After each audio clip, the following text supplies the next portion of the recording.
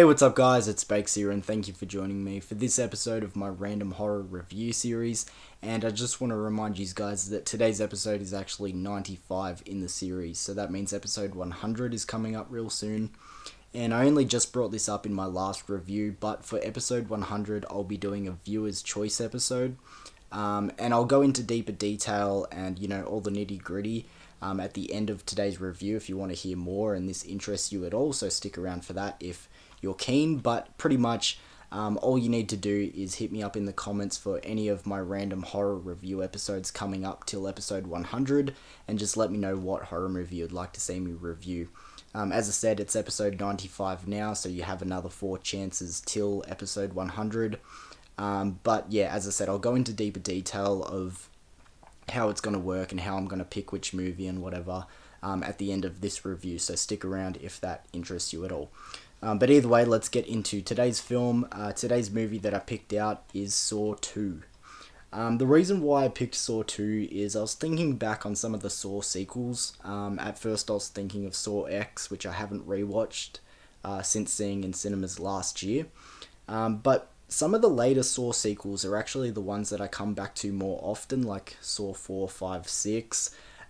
Even though the stories in them aren't the greatest and the acting performances are definitely not too solid and everything, they're just rewatchable because you can turn your brain off. The traps are getting quite creative at that point as well, even if they are a little bit over the top. As I said, probably the more rewatchable Saw films. But as I said, I was thinking on the sequels and everything, and I thought back to Saw 2. And the last time I checked out this movie, I remembered really enjoying it, but it has been a while.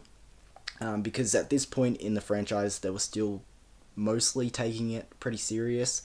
But I think it would be fair to say most people are kind of mixed on this movie. You would hear a lot of people say that it's really solid, and then another lot of people say that they don't really care for it. But as I said, the last time I checked it out, I did enjoy this movie, so I wanted to check it out again.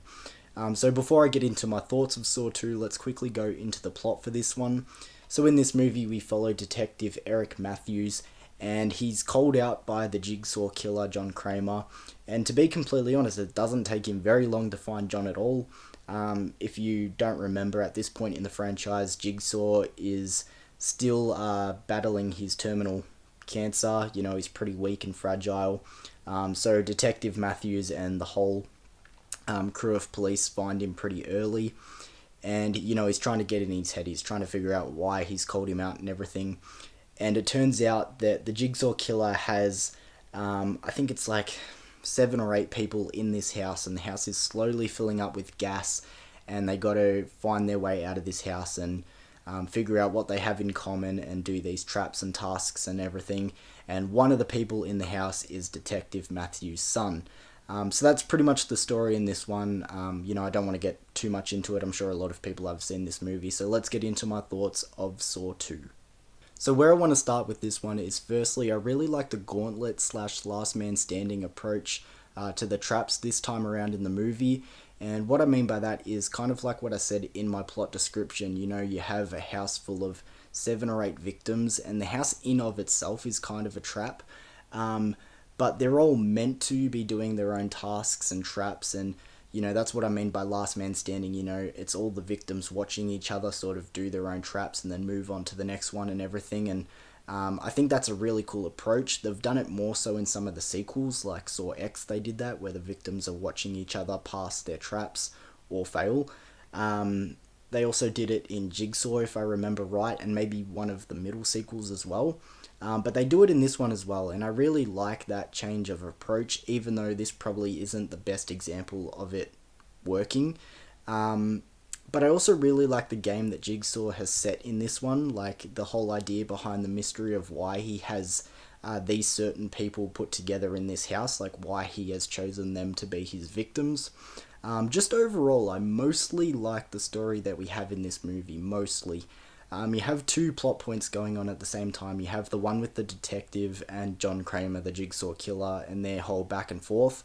But then you have the second plot, which is the people in the house, which I feel like they could have done a little bit more with, but overall it's mostly pretty good. My biggest issue with that plot point in the house is I just kind of wish that the events with the victims just had a little bit more order to them.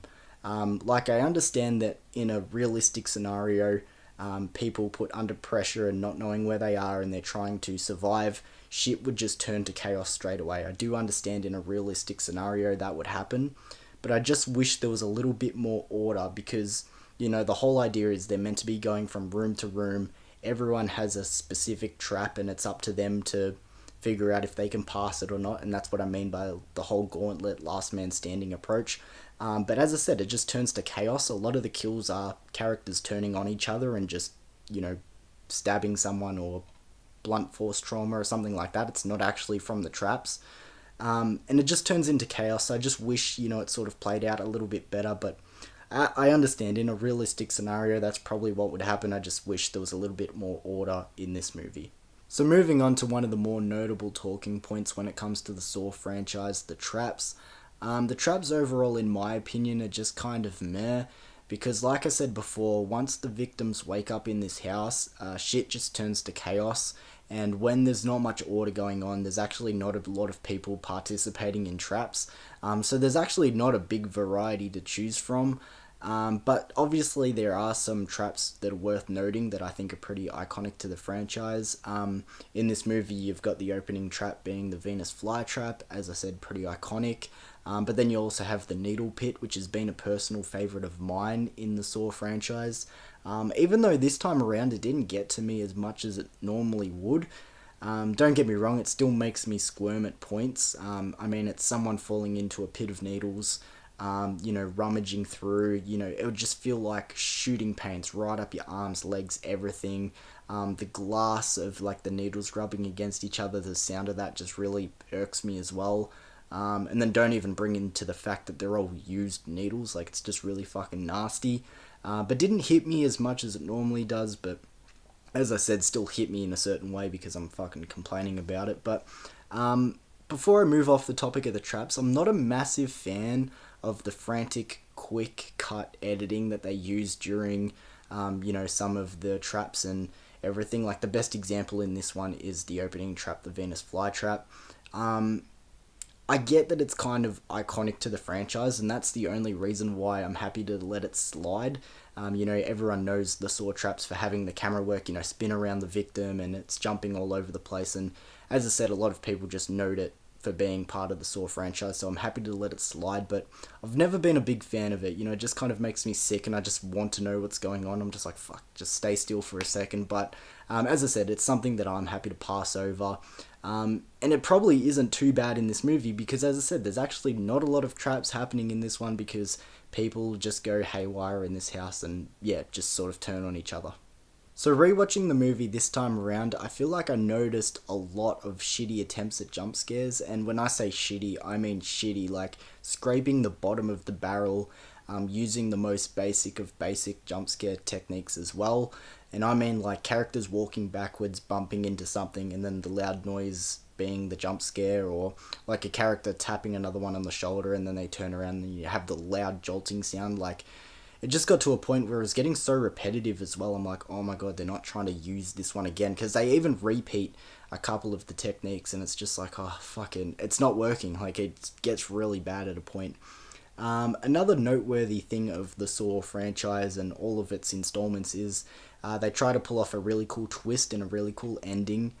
I feel like the twist and the reveal in this one actually isn't too bad. I kind of like it. I think it works well with the story and everything going on. However, the third act, or the ending in general, I feel like is just kind of meh. It could have been done a little bit better.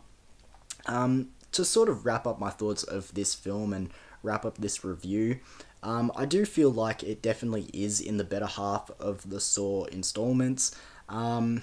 Maybe not as rewatchable as some of the funner ones in my opinion, like Saw 6 or Saw X now, but I think it's also fair to say that it's probably in the better quality of Saw films as well. Like, the acting is on the better side of things.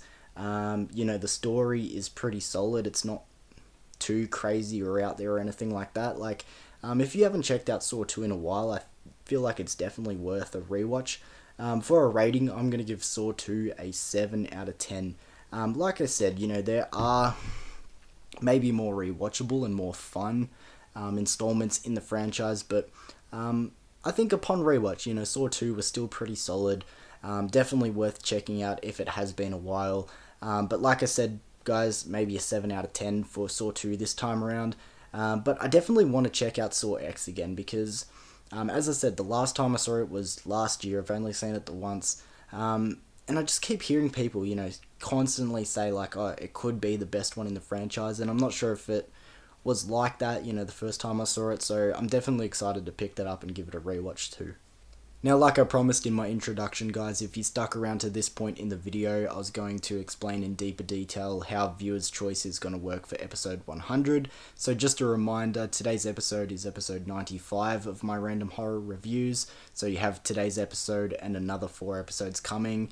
To hit me up in the comments of those videos, letting me know what horror movie you'd like to see me review for episode 100.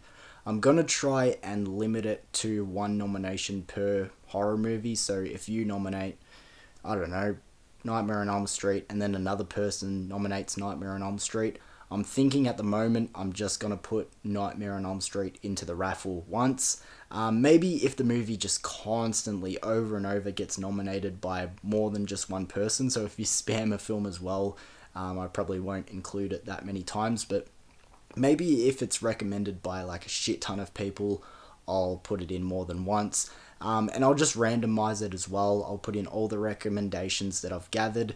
If there are a lot of recommendations, a lot of people don't comment on my video, so maybe I won't have a lot, but I'll take them all in. I'll do a random generator or something, and whatever I pull out, I'll do that movie.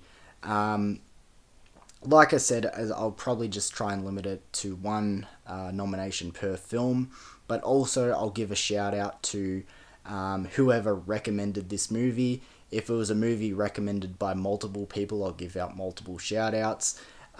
If you don't want a shout out, just let me know in the comments, hey, I don't want my YouTube channel or whatever to be shouted out, so just keep it simple as that. But that's how I'm going to do it, guys. So as I said, this is episode 95. You have 96, 97, 98, 99 coming up.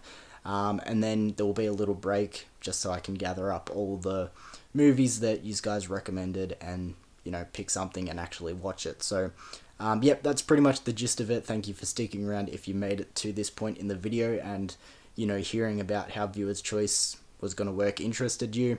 And I'll see you for another random horror review soon, guys. Peace.